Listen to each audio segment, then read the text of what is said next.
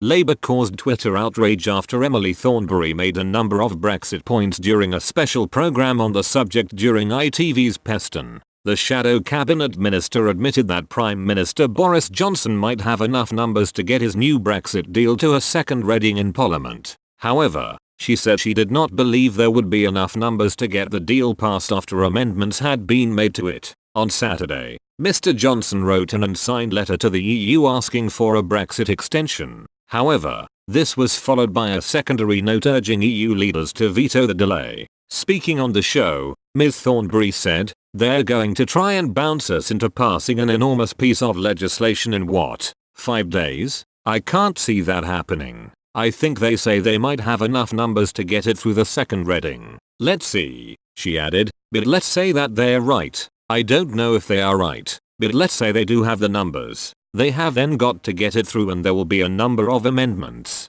The point will be if there is a big enough group to pass it through a second reading. Will they stick together if there are all these amendments going through?" Her comments sparked anger on social media as users condemned her thoughts and Labour's position. One wrote, "Entitlement, arrogance and total disregard for democracy on full view. Worrying that we have allowed such people to represent us. Perhaps we should remember the old adage, people get the government they deserve. We must change our politicians at the next election." Another said, "Only way out of this is 100% a general election. Labour will be in big trouble." A third added, "Thornberry is the modern politician, out of her depth and full of shit. Listen to the voters." It comes after Mr. Johnson was told he could face guerrilla warfare over his Brexit deal after the DUP threatened to join forces with Labour to back a customs union. Senior DUP figures threatened to back proposals which could prevent the UK from pursuing its own trade policy, a move which could sink the Prime Minister's aims to deliver Brexit by the 31st of October.